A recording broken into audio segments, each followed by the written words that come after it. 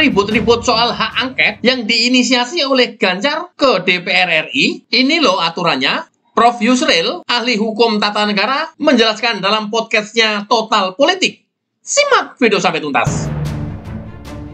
Mungkin pertama-tama kita lihat aspek konstitusional dan perundang-undangannya, baru kita melihat aspek dinamika politik yang terjadi sehubungan dengan gagasan untuk DPR menggunakan hak angket ini ya. Jadi yang mau diangket ini apa? Yang mau diangket kecurangan pemilu. Kalau kita lihat sejatinya hak angket itu memang disebut di dalam UUD 45. DPR itu mempunyai hak angket, hak interpelasi dan sebagainya. Itu dalam konteks DPR itu melakukan pengawasan terhadap pemerintah. Nah, jadi dalam sejarahnya pun sebenarnya hak angket itu memang adalah hak DPR atau parlemen untuk mengawasi eksekutif, mengawasi pemerintah. Nah, jadi kalau dia tidak puas dengan hak bertanya, tidak puas dengan interpelasi, atau bisa juga dia langsung melakukan angket. Jadi angket itu semacam satu penyelidikan. Dan ketika dibentuk panitia angket DPR, itu anggota panitia angket itu seperti jaksa. Dia melakukan investigasi terhadap sesuatu dan meminta keterangan pada siapa aja. Bahkan kalau dipanggil tidak datang bisa dipanggil paksa dan sebagainya. Nah pertanyaannya, kalau memang konstitusi kita itu mengatur bahwa hak angket itu ditujukan oleh DPR ditujukan pada pemerintah, sekarang yang melaksanakan pemilu itu siapa? Nah, dulu pemilu itu dilaksanakan oleh pemerintah. Presiden adalah penanggung jawab pemilu. Tapi setelah amandemen UUD 45, pemilu itu dilaksanakan oleh KPU yang merupakan satu lembaga negara yang mandiri berada di luar pemerintah. Pertanyaannya apakah bisa dia melakukan angket terhadap institusi yang sebenarnya bukan bagian atau bukan pemerintah itu sendiri. Nah, itu pertama. Yang kedua, Undang-Undang Dasar 45 sendiri itu sudah mengatur mekanisme tentang kalau ada ketidakpuasan, ada konflik terhadap pelaksanaan maupun hasil pemilihan umum itu sendiri. Kalau dalam Undang-Undang Dasar 45 itu diatur bahwa Mahkamah Konstitusi adalah satu lembaga yang diciptakan, yang diberikan kewenangan untuk mengadili dan memutuskan perselisihan hasil pemilihan umum. Jadi hasil pemilihan umum itu kalau dibilang curang, kalau dibilang itu, dibilang ini, itu dibawa ke MK. Dan MK yang berwenang untuk memutuskan. Nah, sementara dalam undang-undang pemilunya sendiri ada berbagai institusi, ada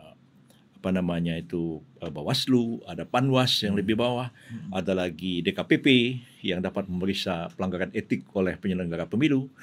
Dan itu semua dimaksudkan untuk melakukan pengawasan jangan sampai pemilu itu terjadi kecurangan. Nah, jadi kalau sudah ada hasil akhir tidak puas, ya dibawa ke MK. Tapi apakah MK ini hanya lembaga kalkulator? Ya, soal perselisihan hasil. Kan dalam prakteknya kita lihat bahwa walaupun tidak dalam pilpres, ya, dalam pilkada, itu MK telah menciptakan satu jurisprudensi. Mereka tidak hanya memeriksa hasil akhir, tapi mereka juga memeriksa kemungkinan terjadinya pelanggaran-pelanggaran yang oleh MK zaman itu di bawah Pak Mahfud sebagai ketuanya melahirkan apa yang disebut pelanggaran TSM, pelanggaran terstruktur, sistematik dan masif.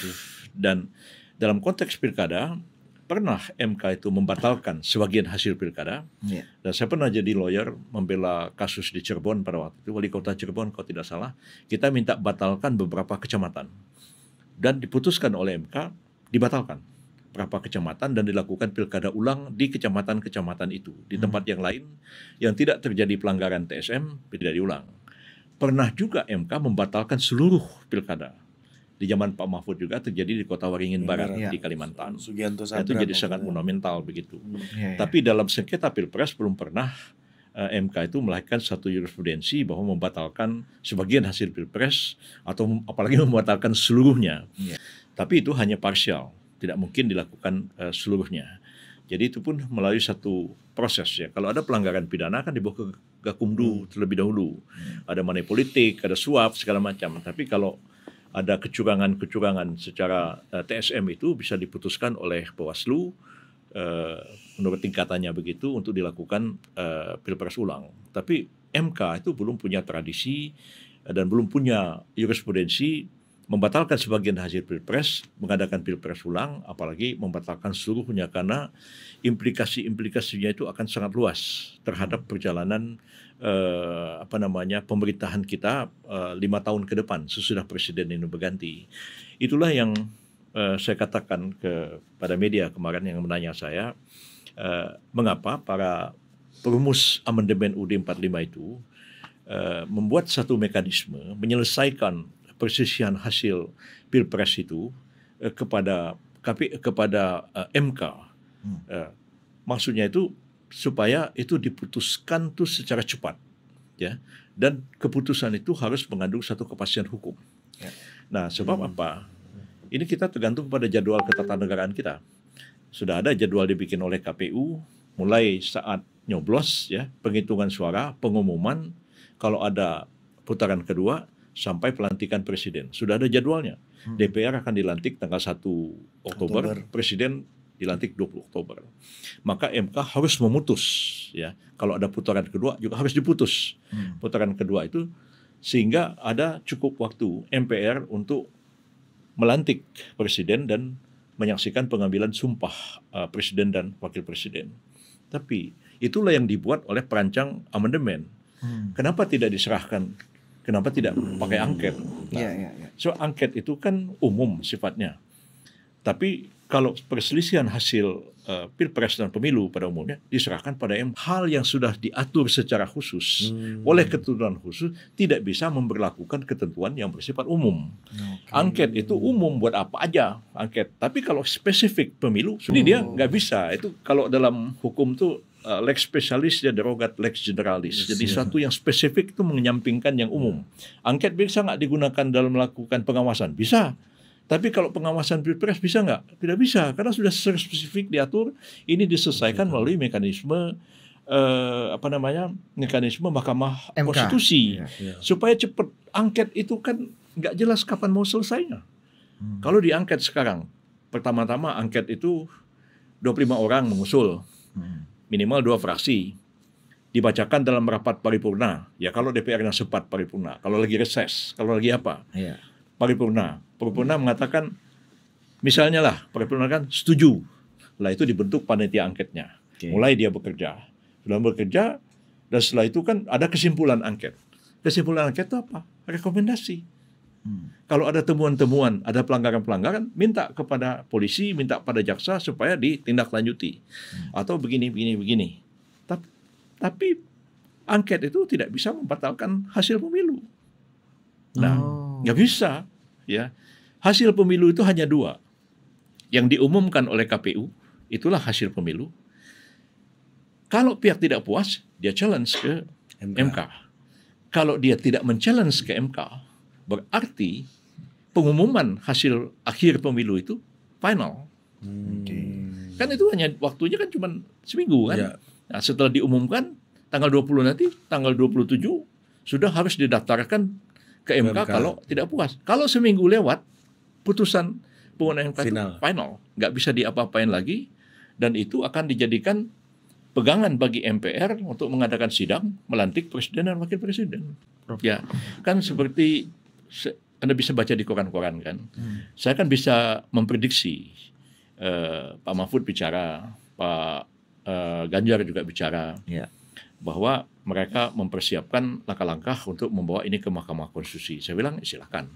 Itu kan kita hormati hak dari pihak yang kalah dalam pilpres untuk mengajukan ke MK. Mereka majukan ke MK, ya. Petitumnya kan cuma 2 kemungkinan. Minta dilakukan pilpres sebagian, atau membatalkan hasil pilpres. Lalu diadakan, kalau membatalkan, kalau pilkada, kalau dibatalkan kan ada pilkada ulang. Ya kan? Tapi kalau pilpres kan nggak ada pilpres ulang. Yang ada kan putaran kedua. Pilpres sebagian terulang ada. Diulang sebagian ya. Tapi kalau seluruhnya kan enggak. Yang ada kan putaran kedua. Nah sekarang apa yang mereka mau minta petitumnya kepada Mahkamah Konstitusi? Kalau mereka minta batalkan hasil pilpres, ya nggak apa-apa, silahkan aja. Berarti mungkin MK akan memerintahkan supaya ada pilpres ulang. Itu belum pernah kejadian. Tapi MK kan bisa aja menciptakan satu jurisprudensi. Pelanggaran TSM aja sebelumnya nggak ada dalam peraturan undang-undang. Saya yang ikut mendraft dan mewakili Presiden membahas RUU MK itu ke Mahkamah Konstitusi ke DPR, itu kita nggak pernah membayangkan ada pelanggaran TSM. Tapi kan itu diciptakan oleh jurisprudensi, oleh MK. Bisa aja MK menciptakan jurisprudensi bahwa ada pilpres diulang seluruhnya karena pilpres terjadi pelanggaran TSM. Ya. Itu sih silahkan aja, saya bilang boleh aja. Mereka namanya orang mengajukan petitum kan apa aja boleh.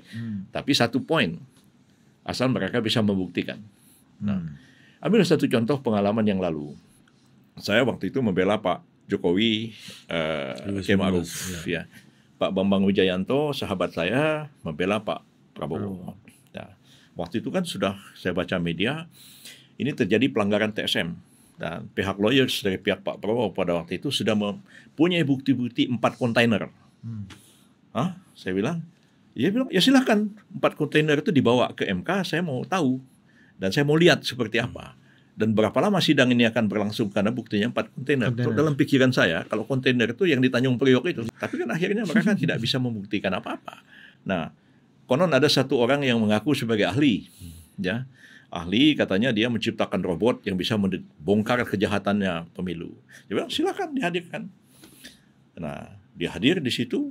Ternyata seorang alumni ITB baru tamat S1.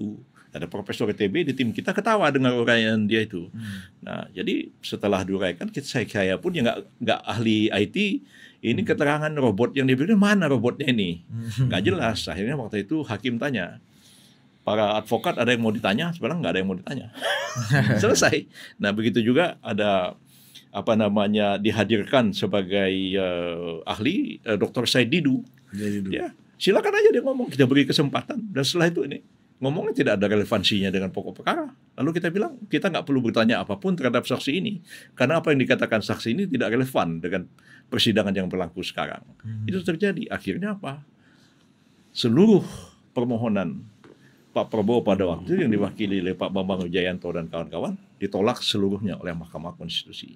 Sekarang ya lebih kuat posisi mereka. Ada Pak Mahfud di situ yang mantan ketua MK. Ya mungkin di pihaknya Pak Amin ya, di pihaknya Amin ada Pak Hamdan Zulfa yang juga mantan ketua MK di situ kan.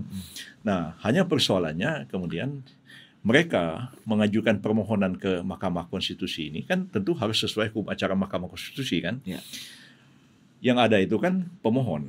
Pemohonnya itu apa? Pemohon itu adalah pasangan calon. Jadi pasangan calon ini kan ada 2 pasang nih. Kalau sekiranya Pak Pak Anies mau, tapi Pak Muhaimin nggak mau, nggak bisa. Nah, harus pasangan, tanda tangan permohonan beri kuasa kepada advokat atau dia mohon sendiri. Sekarang kalau ada 2 pihak yang kalah, bisa nggak 2 pihak ini menjadi satu kesatuan mengajukan permohonan, satu petitum. Belum ada hukum acaranya. Apakah akan diterima oleh MK atau tidak? Nah, jadi itu juga masih menjadi satu tanda tanya. Jadi kan kita lihat sebenarnya dia kan harus membuktikan kecurangan itu terjadi di mana. Dan MK kan akan tanya, misalnya dalam pilkada nih contohnya kan ada pasangan AB lawan pasangan B. Terus dia minta dilakukan pilkada ulang. Sebagian tempat hakim tanya, kalau dilakukan ulang dengan asumsi 100% yang diulang itu akan memilih Anda bisa menang atau tidak? Dia bilang enggak, masih kalah dengan yang ini. Hakim akan menolak permohonan itu. Kalau pemilihan presiden kan MK tidak bisa melakukan pemilihan pilpres ulang di sebagian tempat, kecuali pilpres ulang seluruhnya, dan itu belum ada jurisprudensinya. Nah, dan itu juga akan berhadapan dengan undang-undang. Kalau MK mengatakan, oke, dibatalkan lalu pilpres ulang. Sebenarnya undang-undang tidak mengenal pilpres ulang. Undang-undang hanya mengenal putaran kedua. Ini pun menjadi problem juga nantinya. Iya. Oke.